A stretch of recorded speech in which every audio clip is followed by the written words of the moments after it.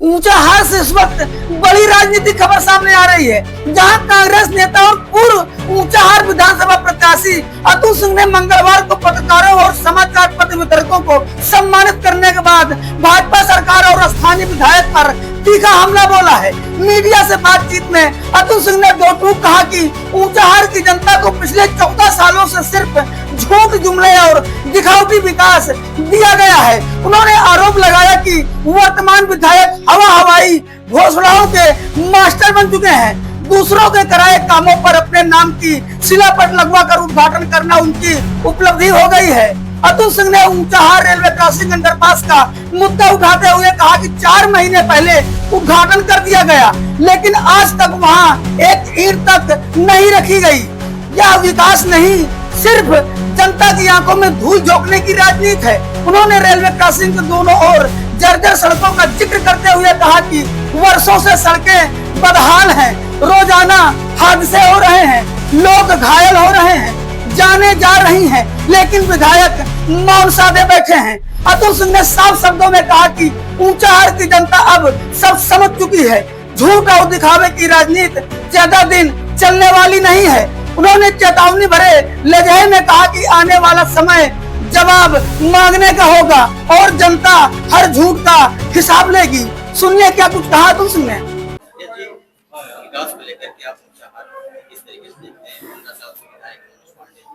देखिए, ऊंचाहार से आकर के एक ऐसा बहरूपिया विधायक ऊंचाहार को मिला है।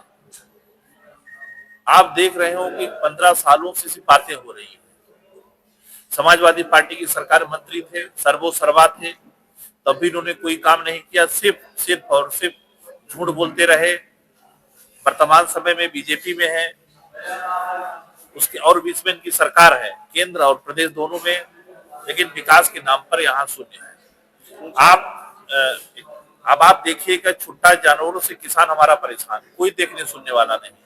बिजली का बिल जो बड़ी समस्या है, एक पंखा एक बल्ब जो जला रहा है उसका भी 15 से 20 हजार रुपए महीने आ रहा है। बड़ी बुरी स्थिति है, कोई देखने सुनने वाला नहीं। और वर्तमान विधायक की स्थिति यह है कि वो दूसरे के काम, जो दूसरा से पहले काम कराया होता है उसको अपना काम बताते हैं और फर्जी शिलान्यास और फर्जी उद्घाटन करने में व्यस्त है। शिलान्यास का भी आपने जिक्र किया, तो 4 महीने अंडरपास का शिलान्यास किया, 4 महीने बीते, अभी तो उसमें एक ईंट भी नहीं रखी। मैंने बताया ना कि ये इनके खून में झूठ बोलो, बार बार बोलो, तेज झूठ बोलो। शिलान्यास एक नारियल फोड़ करके कर देते हैं। 4 महीने आपने बताया, करीब 1 साल से चल रहा है और अंडर बाईपास में एक ईंट भी नहीं रखा है, एक उद्घाटन भी नहीं हुआ है।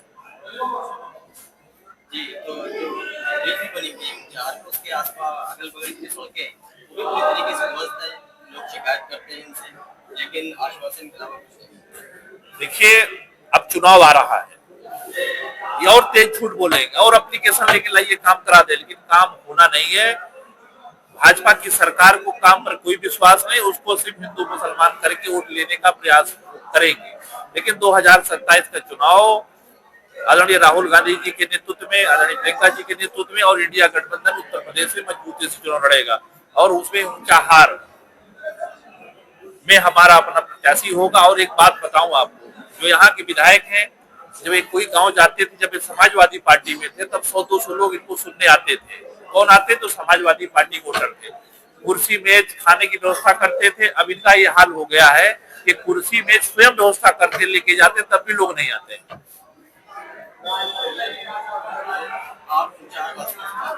मेरा ऊंचाहार वासियों से अनुरोध है कि कई वर्षों से बाहरी लोग विधायक हो रहे हैं, लेकिन कोई मतलब नहीं, जनता से कोई उनका सरोकार नहीं है।